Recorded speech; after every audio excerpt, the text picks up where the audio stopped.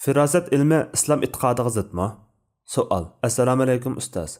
Turk medialarida fizionomiya deydigan bir ilm haqida jiq mazmunlar bor ekan. Asosligi odamning qo'liga, bo'libmi qo'lidagi siziqchalarga qarab insonning o'tmishida boshdan kechirgan va kelajakda beshiga kelgusi ba'zi ahvollardan ma'lumot berdi ekan.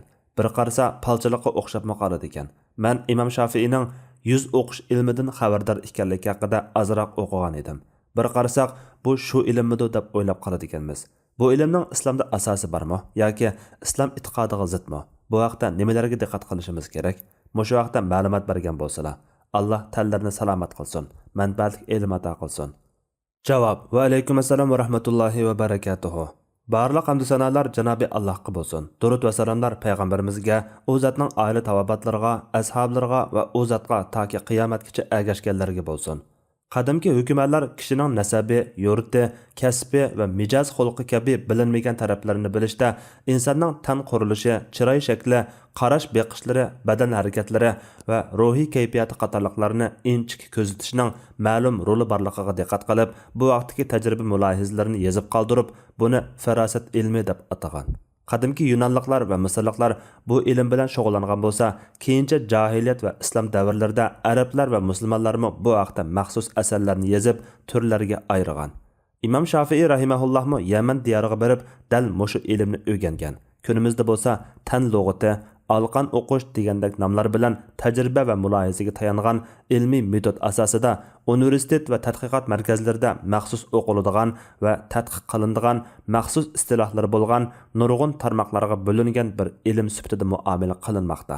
Lekin bu ilmga mantiqiga uyg'un bo'lmagan izohatlar, sog'lom aqidaga va ilmiy metodga zid palchilik, g'ayibni bilishni da'vo qilish, sehr va jinlardan yordam so'rashdek xohishlar aralashgan bo'lg'achqa, bu ilmdan bexabar kishilar qarsiga agishib ketishdan hazar aylishi, aqida imonini zedilashdan saqlanishi zarur.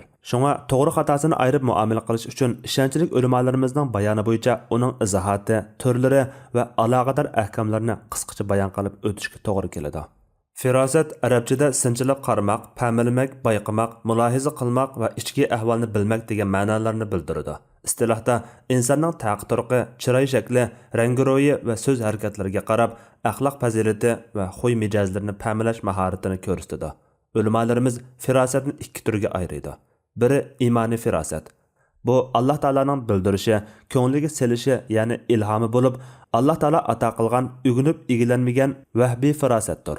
Buningda insonning qalbi turli shahvat va havoyi havaslardan, yomon illatlardan poklanib, taqvodorlik nuri bilan yo'rg'inida haqiqatni ko'rsatib beradigan iymon sho'lisi qalbga rabboniy bildirishlar, ya'ni ilhomlarni keltiradi-da, uning insonlarga qarta pam va farzi to'g'ri chiqadi.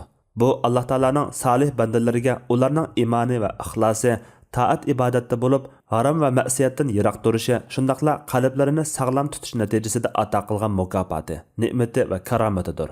Buni shundaq e'tiqod qilish bilan kifoyalansak bo'ladi. Demak, bu firosat faqat musulmonga xosdir.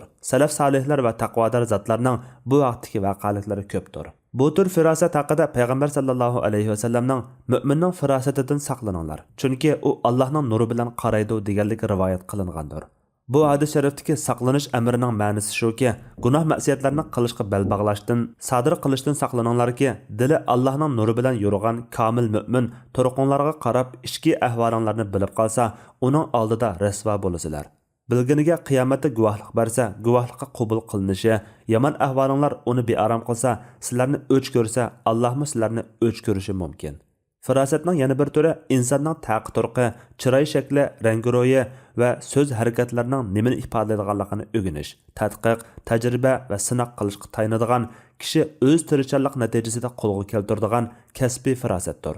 Bu tur firosat o'qib o'rganish va ko'zitishga tayanganidek yana to'g'ri ta'minlash uchun alohida iqtidor, bayqash kuchi, favqulodda zakovat talab qiladi.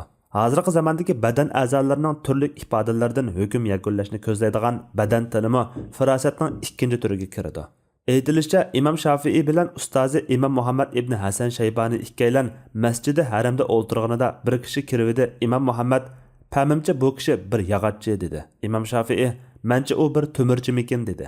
Ikkalan darhol u kishidan so'raydi, u "Ilgari to'mirchi edim, hozir yog'ochchilik qilaman" deb javob berdi. Bu turi yuqorida deb o'tganimizdek qadimki yunonlik faylasuflar yozib qoldirgan bir ilm sifatida arablarga o'tib, arablar bir muddat uning bilan amaliy shug'ullangan. Keyin bu soha musulmonlar qo'lida sistemalik bir ilmga aylanib, o'tira asarlarda islom diyorlaridan qayta yevropaliklarga ulashgan. Ulashgandimi peshona, alqon siziqlarini o'qish va kelajakdan oldin xabar berishdek falchilik aralashganlikdan xurofat deb qaralgan. Lekin hozirgi zamon ilm-fan sohasida ilmiy metod asosida nurg'un tarmoqlarga bo'lingan bir ilm sifatida ko'rinarlik ilgirladi deyishga bo'ladi. Qur'on Karimdami mu'minning, munofiqning va fiqr muhtojning simosidan ma'lum bo'lganligi tilga ilingan. Darvaqa qiyofat ilmimi sinchilash, tan a'zolari, taq-turuq, chiroy shakl va boshqalarga o'xshishiga qarab kishining urug' nasabini bilish mahorati bo'lib, bumi qarab faraz qilishga tayinadigan ish bo'lg'achqa firosatga yaqin keladi. Fuqarolarimiz qozining qiyofat va firosatga asoslanib hukm qilishida farqli qarashda bo'lgan. Ba'zilari qiyofatga asosan nasab isbotlab, firosatga asosan hukm qilsa, yana ba'zilar bu ikkisi faraz va taxmindan iborat bo'lg'achqa hukmda asos qabul qilg'ili bo'lmaydi deb qaragan. İmam İbnül Qayyim bu tür firosat haqida to'xtalib aytadiki, bu turlik firosat va yuz chiroy o'qishda to'g'rimi, xatomi bor, haqmi, botilmi bor. Chiroy mundaq shaklda yaratilgan bo'lsa, axloqi mundaq bo'lar deganda gaplar cho'qim to'g'ri chiqishi notayin. Buningdagi aniq xato shuki, mazkur hukm ma'lum chiroy shaklda yaratilgan kishiga allaqanday bir xuluq sifatni umrvoyat chaplab etadi. Bu aniq xato. Chunki kafir iymon aytib qolishi, ishchan ho'rilishib qolishi, boy fiqirlashib qolishi, asi tavba qilishi, parishon ma'lum mazgildan keyin xotirjam bo'lishi, g'amnak xushal bo'lib qolishi tamoman mumkin. Bularning dal ta'tiri yuz bermaydi deganimi bo'lmaydi. Ya'ni buningdek misolni xohlagancha sifat, axloq va mijozlarni tizib uzartib baqsang uzraverdi. Bu ko'rilib turgan, tajriba sinoqdan o'tgan hammaga ma'lum ishdir. Nachar tabiatli kishi solihlarga aralashsa, solihlarning mijoz xulqini singdirganidek, esil tabiatli kishimi xo'ysiz haqamsoylarning nachar qiliqlarini yo'qtirib olishi mumkin. Odat va mashg'ulot tabiatni batamom qoplab ketishi mumkin. Mana bu bundan necha yuz yil ilgari o'tgan olim, faqih, tabib va psixolog İmam İbnül Qayyimning Allohning rahmati uningga bo'lg'ay. Bu vaqtdagi bayonlar bo'lib, zamonaviy ilm-fanga qaraydigan bo'lsak, texi yaqinqi yillarga qadar firosat xurofotlikdir deb qaralib kelgan va rasmiy ilm sanalmagan.